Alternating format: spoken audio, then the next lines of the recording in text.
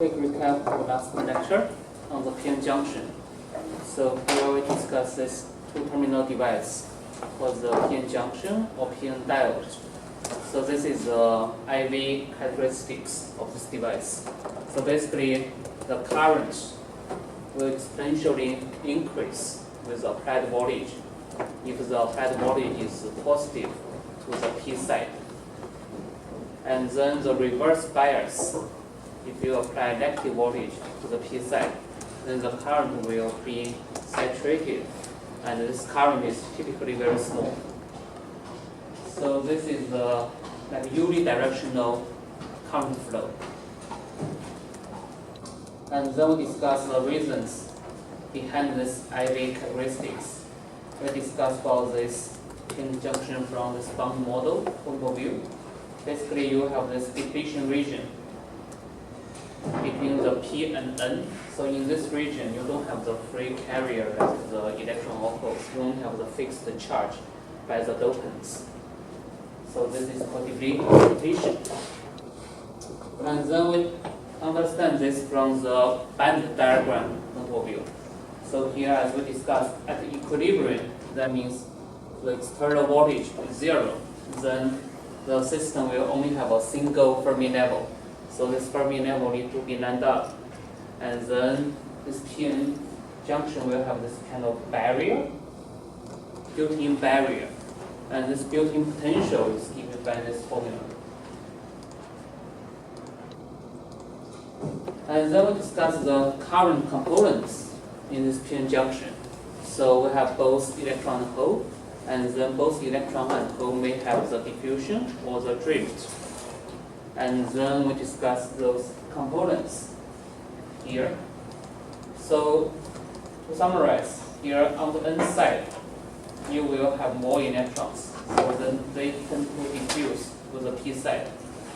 And then from the P side, because you see here there's a slope in the band diagram, the EC. Here there's a slope. So that means electric field.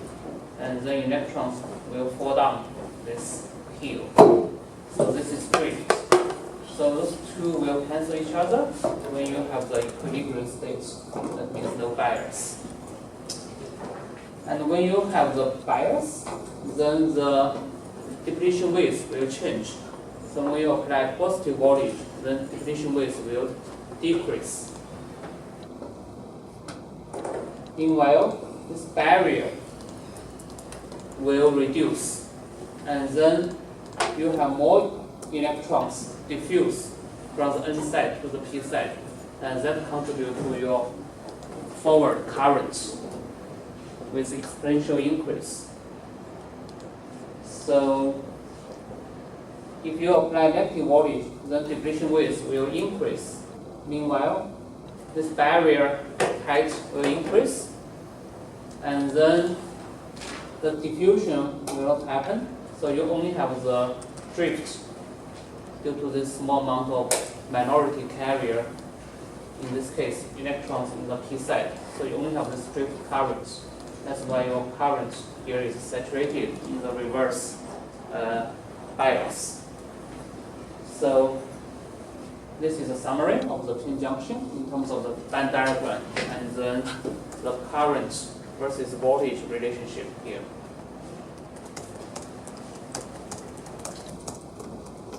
And then we talk about the PN junctions in the MOSFETs. So this is because the substrate, for example, for MOS, P-type doping, and the source and the drain are N-type doping. So you have two PN junctions there.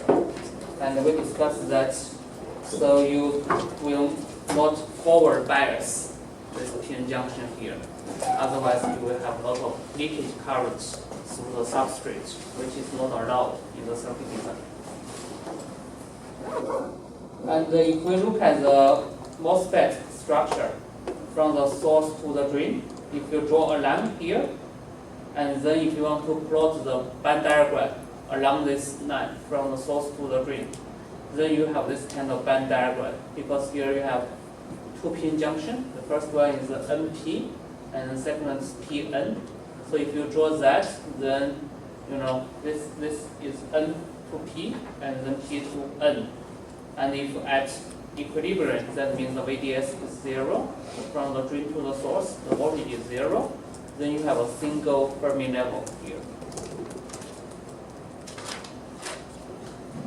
Any questions? Alright, so then let's continue our discussion on lecture 8.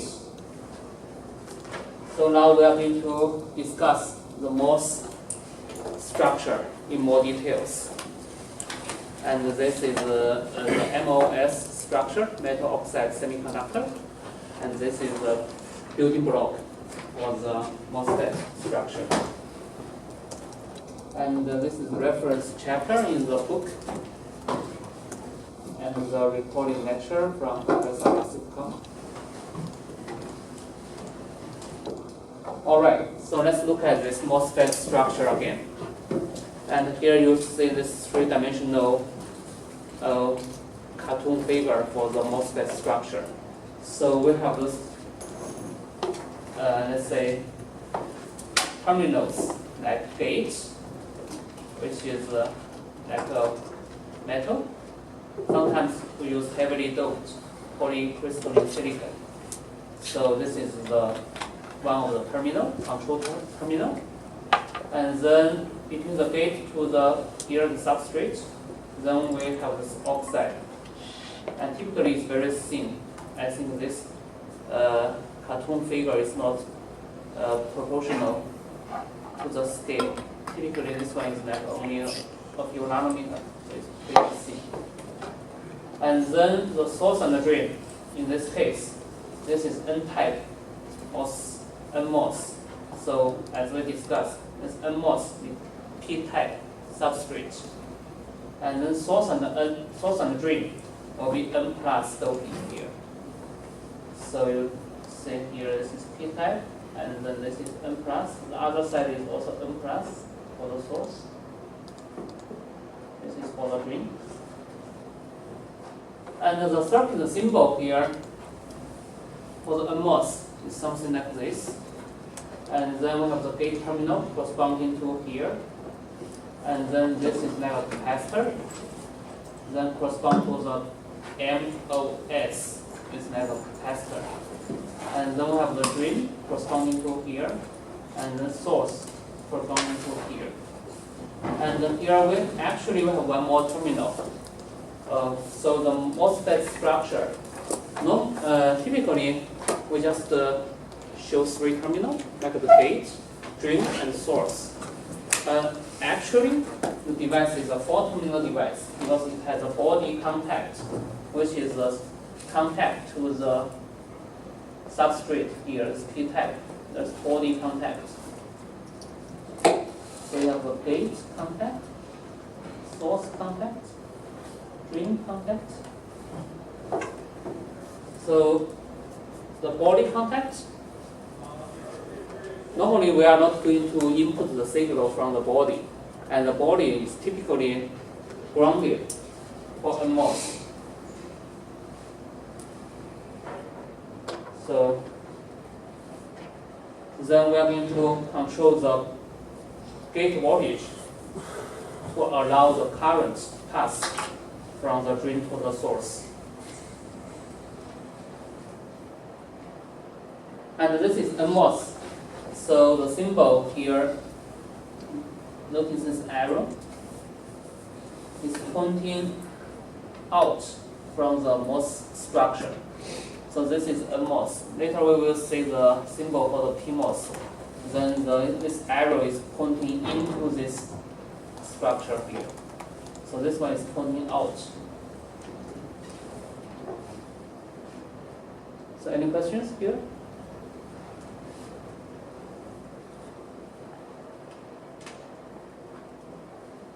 All right. So let's look at the structure in more details. This is a cross-sectional view. If you look at this structure from this sideways, if you look into here, then you will see this cross-section. And then let's look at what will happen First, let's look at the MOSFET structure. So if you want to make the MOSFET behave like a capacitor, then what you do is to collect the source and the drain together. So here you see this one. So if they are connected together, and then if you ground this together to be 0, then it's like a two-terminal capacitor. So why is that? Because if you look at this structure, this is a MOSFET symbol. And then your gate, source, and drain. If you ground source and drain together, and then you ground it, so it's just like a capacitor. It's like MOS. This S is semiconductor, the silicon substrate. This S is the source. So it's like a capacitor, and we call this kind of capacitor like MOSFET.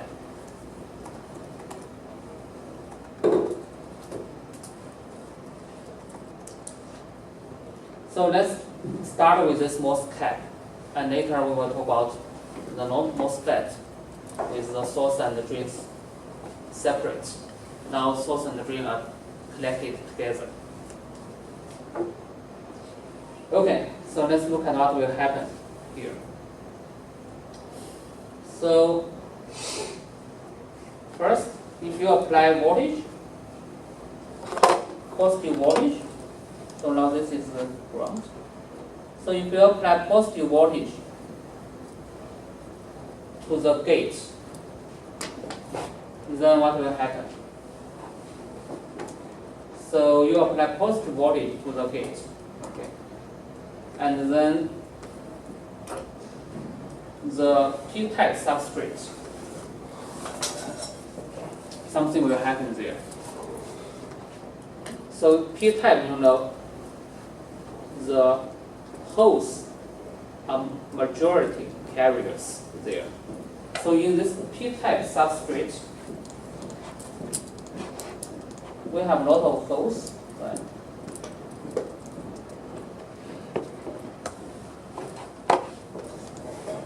But when you apply positive voltage to the gate, positive voltage to the gate, so this positive voltage will impact the whole distribution, because you know positive voltage will, let's say, pull those holes up or push them away. So which case? So the positive voltage will make the holes closer to the gate or farther. Yes, because the positive voltage, you know, it will repel the holes. So then the holes basically are pushed away from the surface here. So this surface become depleted. This is as similar as the p-n junction. So if you don't have the free carrier, in this case, holes are pushed away. So what is left there is fixed charge by the dopant. So in this case, it's acceptor, because this is p-type. And you know, acceptor is like Na minus. You have those fixed charge in this layer towards the surface between the silicon and the oxide. So this is when you apply positive voltage, basically you are pushing away the holes from the surface, and what is left at the surface here is the acceptors. So with larger and larger gate voltage, so you can imagine that more and more holes will be pushed away. And then you have more acceptor towards the surface. Acceptor's charge towards the surface. So eventually, if you keep increasing the gate voltage to a certain point, then this surface will get electrons. This is because you push the hose away, but you keep increasing the positive voltage. You need to balance this positive voltage, right? So you know this Na minus. But with larger and larger positive voltage, you need to have more and more negative charge here. But the Na minus is limited because this depends on the doping, right? Once you reach the doping level, then you cannot get more Na minus charge there. So the only way to get more charge, more negative charge at the surface is to introduce electrons to the surface. So then that means at this surface, we are going to generate those electrons, negative charge. Because you know negative charge tend to move upward here, because positive voltage applied to the gate. Of course, those electrons cannot pass through the oxide, so they will be accumulated at the surface. So this is called inversion, because now the surface of silicon changes from P-type to N-type. So because this substrate is P-type initially, but at this moment, you have electrons to the surface. It's more like N-type. Then this means inversion from P-type to N-type. So any questions? So in other words, here we create a channel. We create a channel of electron. So that's why here this surface is also called channel.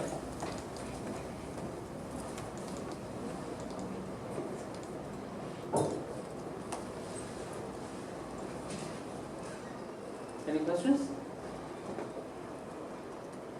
Okay. Now, if you create this channel, if you apply drain voltage larger than 0, so that means here you have some positive voltage here, and this is ground. Then the current can flow, because in the drain you have a lot of electron. This is N-type doping, right? And then this source you also have electron. Now the surface has electron. You create a channel between source and the drain.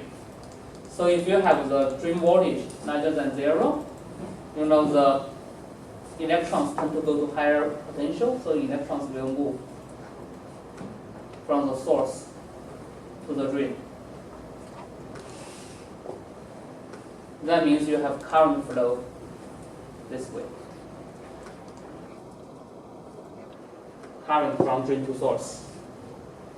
This is because under the gate, because of the high voltage, you induce the electrons to the surface and create this channel. Now the source and the drain are collected through that channel. If you have the drain voltage larger than 0, then the electrons can flow from the source through the channel to the drain. Then you can have the electron flow, then that means you have current from the drain to the source. So that's the principle of this MOSFET. Any questions?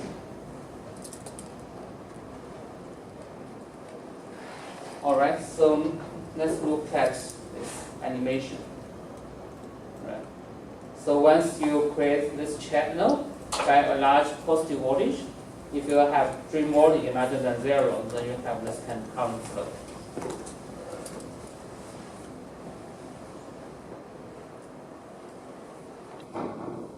So here we have some terminologies here. So under the gate, we have this dark green region, which is a depletion layer with the fixed charges. So we have Na minus, as we discussed earlier. And then at the very surface, we have the inversion layer. In this case, the mobile charges, like electrons in this case. So this current only conducts at the very surface, a few nanometer thick in that channel region. So it's a surface current. And then here we will define the threshold voltage. That is the voltage to induce this charge inversion from p-type to n-type and create this channel. This charge inversion or create the channel. The threshold voltage is the minimum voltage of the gate Vg. So that is the voltage you need to apply to the gate here to induce the inversion and create the channel. So to the first order, this is the IV relationship. To the first order, if the gate voltage smaller than the threshold, then your current is like 0. And then if your gate voltage is larger than this threshold voltage, then your current is larger than 0. So here we draw the current of the drain to the source, ID, as a function of the Vg, the gate voltage. So this is threshold voltage. Below the threshold voltage, the current is 0. Above the threshold voltage, then you have the current. This is to the first order. Later we will say that this is not abrupt. But this is to the first order. The threshold voltage determines the current flow. So then this MOSFET is like a switch, right? It's like turn on and off. If the gate voltage is larger than the threshold voltage, this transistor is turned on, so you have current flow. If the gate voltage is smaller than threshold, then this transistor is off, so you almost have no current flow. Any questions here? All right, so let's look at this process when you apply the gate voltage.